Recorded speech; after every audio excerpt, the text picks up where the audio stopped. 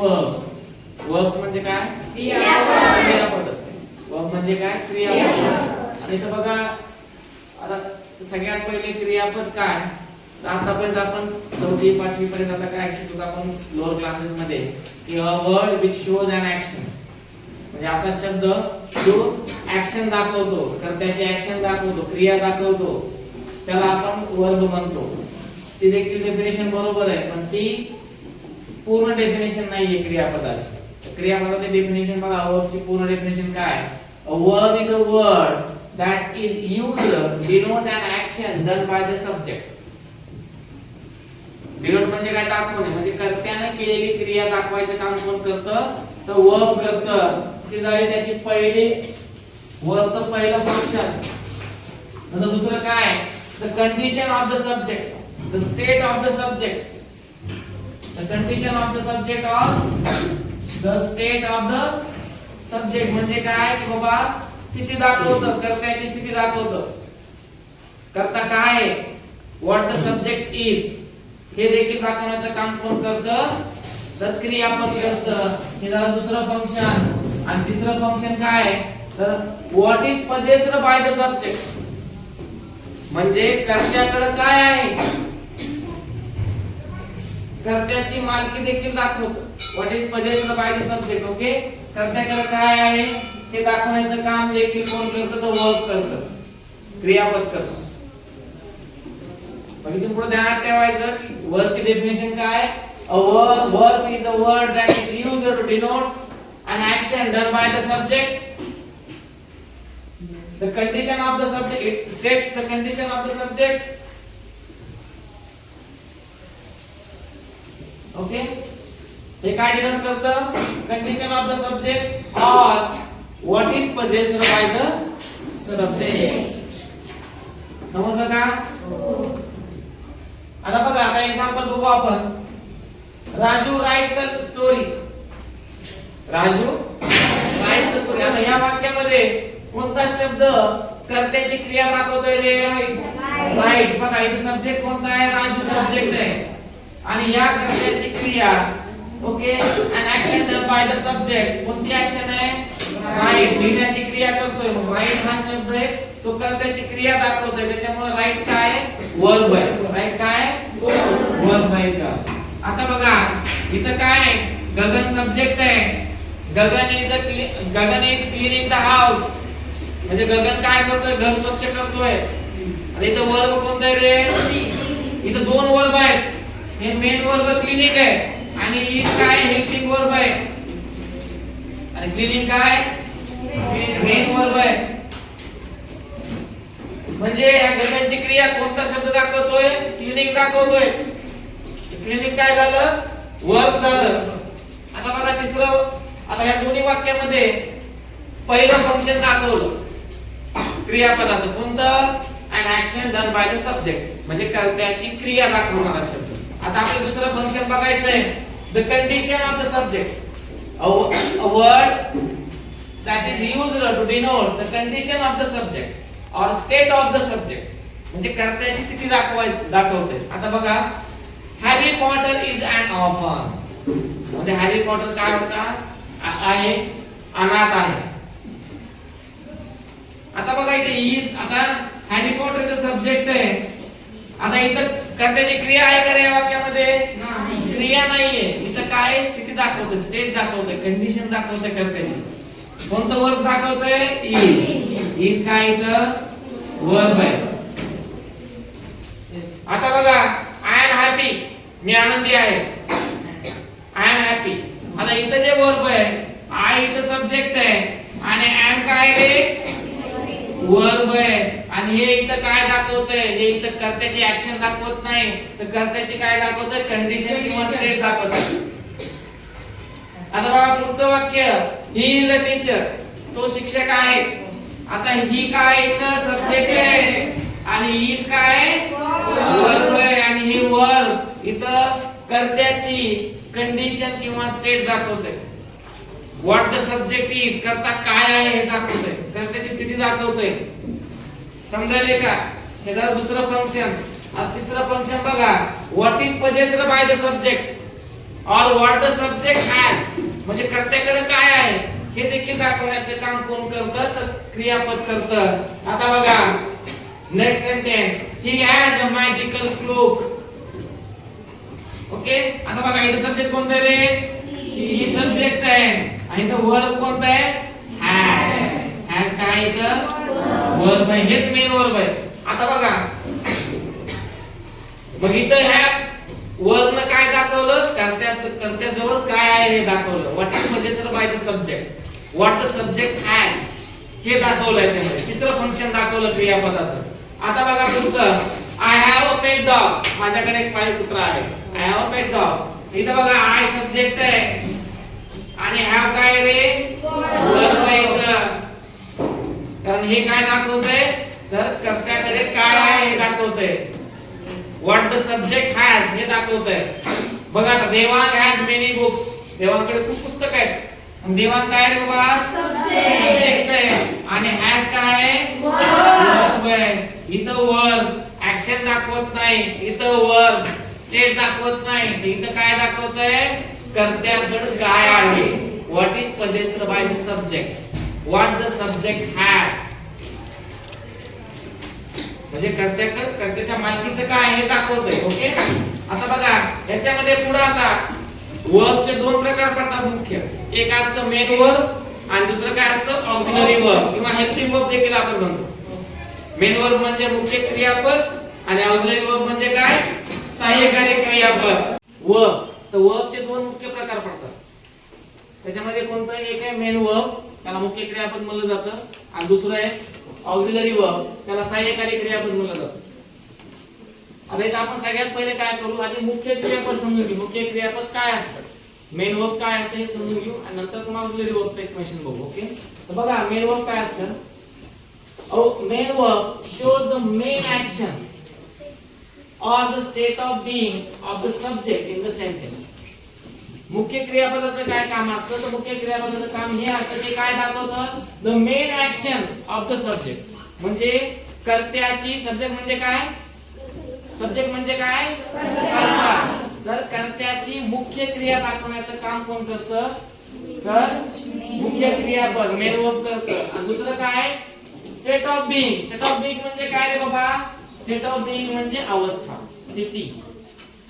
त्याची अवस्था दाखवण्याचं देखील काम कोण करतं, आपण बघितलं डेफिनेशन एक्सप्लेन करताना बघितलंय. Condition of the subject, state of the subject. त्यावेळेस आपण काय करतो, म्हणजे वर्बचं ते फंक्शन आहे सेकंड नंबरचं आपण पाहिलंय. तर स्टेट ऑफ बीइंग म्हणजे काय, स्टेट, कंडिशन म्हणजे अवस्था. तर त्याची अवस्था देखील दाखवण्याचं काम कोण करतो, तर मेन वर्ब मुख्य क्रियापद करतं. आता बघा main verb also tells us what the subject has. म्हणजे मुख्य क्रियापद अजून काय सांगतात आपल्याला, की कर्त्याकडे काय आहे. What is possessed by the subject. We have seen already when we were explaining the definition. ठीक आहे, समजलं का मग मुख्य क्रियापदाचं काय आहे. मुख्य क्रियापद काय करतं, तर मुख्य क्रियापद shows the main action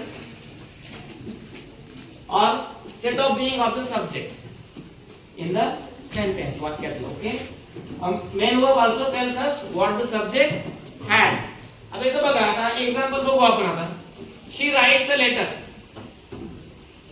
ती पत्र लिहिते. आता इथं बघा सब्जेक्ट काय आहे, शी आहे. मग या शी सब्जेक्टची क्रिया मेन ऍक्शन कोणता शब्द दाखवतो रे, राईट दाखवतोय. तर हे मेन वर्ब आहे, हे काय मुख्य क्रियापद आहे. आता बघा सेकंड, राणी एट एन ऍपल. आणि आता इथं सब्जेक्ट कोणता आहे, राणी. हे राणी काय सब्जेक्ट आहे. आता इथं राणीची ऍक्शन कोणता शब्द दाखवतो रे बाबा, ए जे आहे हा जो शब्द आहे हा काय करतोय, राणीची क्रिया दाखवतोय, मेन ऍक्शन दाखवतोय. तर हे काय मेन वर्ब आहे इथं. आता इथं बघा तिसऱ्या नंबरचा third example, Sneha is a clever girl. आता इथं सब्जेक्ट कोणता आहे, स्नेहा सब्जेक्ट आहे. आता इथं बघा, इथं क्रियापद कोणतं रे बाबा, इज आहे. इज काय क्रियापद आहे. आता आता इथं बघा कधी कधी कन्फ्युजन होतं इज अरे मुख्य क्रियापद आहे का हेल्पिंग वर्ब आहे. ओके, पण ध्यानात ठेवायचं इथं जे इज आहे ते काय दाखवत आहे, स्टेट ऑफ बीइंग दाखवतंय, कर्त्याची अवस्था दाखवतोय, कर्त्याची कंडिशन दाखवतोय, कर्त्याची काय दाखवतोय, स्टेट दाखवतोय. त्याच्यामुळे हे इज आहे ते इज काय इथं मेन वर्ब आहे, इथं हेल्पिंग वर्ब नाहीये, ध्यानात ठेवायचं. दुसरं चौथं बघा, आय एम अ टीचर, मी एक शिक्षक आहे. आता इथे या वाक्यामध्ये आय सब्जेक्ट आहे, वर्ब कोणतं रे, वर्ब आहे. आता इथं बघा हे जे वर्ब आहे ते ह्या कर्त्याची ऍक्शन दाखवत नाही किंवा कर्त्याकडे काय आहे दाखवत नाही, तर कर्त्याची काय दाखवतंय, स्टेट ऑफ बीइंग दाखवतंय. काय दाखवतंय, स्टेट ऑफ बीइंग, स्टेट दाखवतंय, कंडिशन दाखवतंय. त्याच्यामुळे एक एम काय इथं मुख्य क्रियापद आहे या वाक्यामध्ये. आता बघा next 5 number, Raju has a comic book. Raju has a comic book, इथे सब्जेक्ट कोणता आहे रे, काय सब्जेक्ट आहे. आता इथं क्रियापद कोणतं आहे, वर्ब आहे. आता तुम्ही बघा इथं काय दाखवतंय, the main verb also tells us what the subject has, म्हणजे कर्त्याकडे काय आहे हे देखील दाखवण्याचं काम कोण करतं, तर मेन वर्ब करतं. तर इथं हॅज काय रे, मेन वर्ब आहे ना ठेवायचं, इथं हे हेल्पिंग वर्ब नाहीये. आता इथं बघा last sentence 6 number, all the children have warm clothes, म्हणजे सगळ्या मुलांकडे काय उबदार कपडे, गरम कपडे आहेत. इथं सब्जेक्ट कोणता आहे, कोण सांगेल मला, कोणता सब्जेक्ट आहे, कोणता सब्जेक्ट आहे, ऑल द चिल्ड्रन हा सब्जेक्ट आहे इथं. काय, ऑल द चिल्ड्रन सब्जेक्ट आहे. आणि इथं वर्ब कोणतं आहे, वर्ब आहे. आता इथं बघा नंतर हे दाखवतंय सब्जेक्ट कडे काय आहे, हे काय दाखवतंय की सब्जेक्ट कडे काय आहे, what is possessed by the subject, what the subject has, हे दाखवण्याचं कोण काम करतंय या वाक्यामध्ये, हॅव करतंय. तर हॅव हे काय इथं मेन वर्ब आहे, काय मेन वर्ब आहे, कन्फ्युजन करायचंच नाही. हे झाले मुख्य क्रियापदाचं एक्सप्लेनेशन. आता आपण बघू ऑक्झिलरी वर्ब्स, सहाय्यकारी क्रियापद. आता इथं बघू शकता तुम्ही, an auxiliary verb is a helping verb, म्हणजे auxiliary verb ला helping verb म्हणतो आपण, मदत करणारे, सहाय्य करणारे मुख्य क्रियापदाला. बघा काय करतात मग हे, it helps the main verb, म्हणजे काय मुख्य क्रियापदाला सहाय्य करतात. कशासाठी, to show tense, काळ दाखवण्यासाठी. दुसरं to show voice, म्हणजे प्रयोग. to show questions, म्हणजे क्वेश्चन बनवण्यासाठी, दाखवण्यासाठी. ओके, और निगेशन, निगेशन म्हणजे काय बाबा, निगेटिव्ह सेंटेन्सेस बनवण्यासाठी. निगेशन म्हणजे काय, निगेटिव्ह सेंटेन्सेस बनवण्यासाठी. आता बघा मग कोणते कोणते हेल्पिंग वर्ब्स आहेत आपण बघून घेऊ, थोडे पूर्ण करून घेऊ त्यांची. बी वर्ब्स, बी वर्ब्स मध्ये बघा am, is, are, was, were, were not, were, त्याला were नाही म्हणायचं, त्याला काय म्हणायचं, were म्हणायचं. Okay, so am, is, are, was, were. have verbs बघा, have, has, had. do verbs, do, does, did. आणि models, याच्यामध्ये models देखील असतात ऑक्झिलरी वर्ब्स मध्ये. ते कोण असतात, can, could, may, might, shall, should, must. Okay, अजून आहे त्याच्यामध्ये, जे आपण डिटेल शिकताना बघायचं आपल्याला. आता बघा example, she is writing a letter. आता याच्यामध्ये करता कोणता रे बाबा, she सब्जेक्ट आहे. आता इथं मला मेन वर्ब कोण सांगणार रे बाबा, मुख्य क्रियापद कोणतं आहे, मेन वर्ब सांगा. रायटिंग काय आहे, मेन वर्ब आहे. आता या मुख्य क्रियापदाला कोणता शब्द मदत करायला आहे, बघा इज जो शब्द आहे तो याला हेल्प करतोय. It is helping this main verb to show tense, म्हणजे काळ दाखवण्यासाठी. She is writing a letter, म्हणजे ती पत्र लिहित आहे. या काळात टेन्स वाक्य आणि हे बनवण्यासाठी मुख्य क्रियापदाला कोणी मदत केली रे, इज ने मदत केली.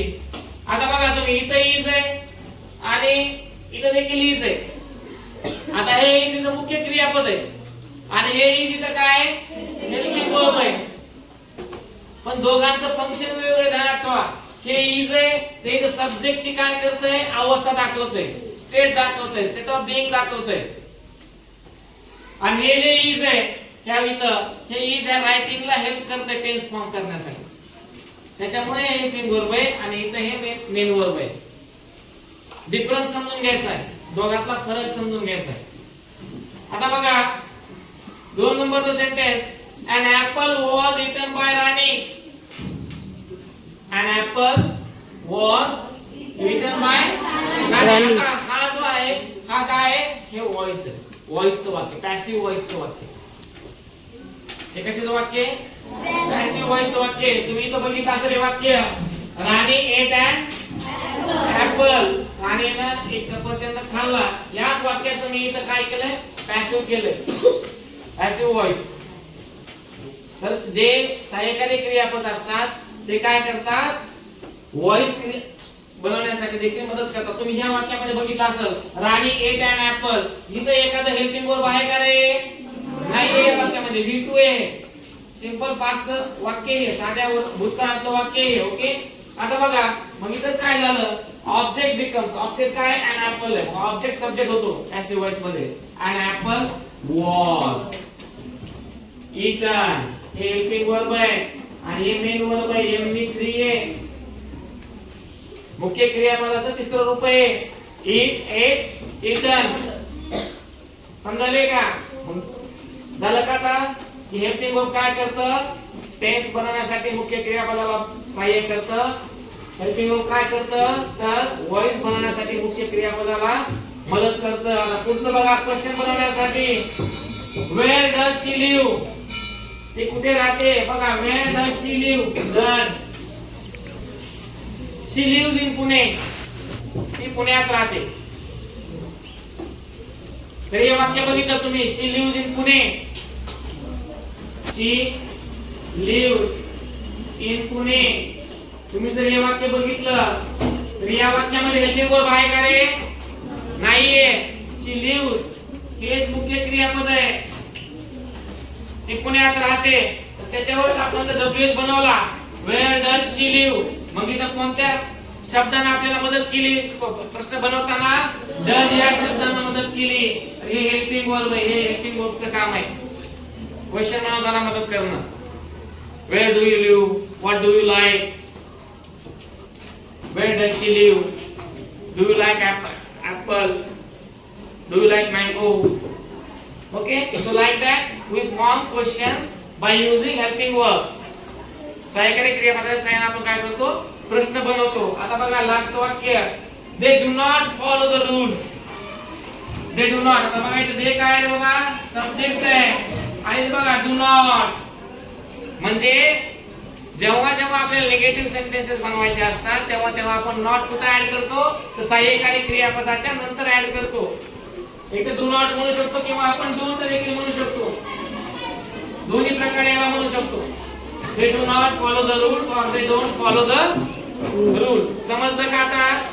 हे ऑक्झिलरी वर्ब सहाय्यकारी क्रियापद जे असतं ते काय करतं, तर मुख्य क्रियापदाला टेन्स बनवायला मदत करतं, व्हॉइस बनवायला मदत करतं, क्वेश्चन बनवायला मदत करतं आणि निगेशन म्हणजे निगेटिव्ह सेंटेन्सेस बनवायला मदत करतं.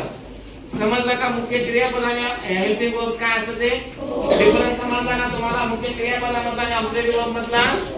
Okay, thank you.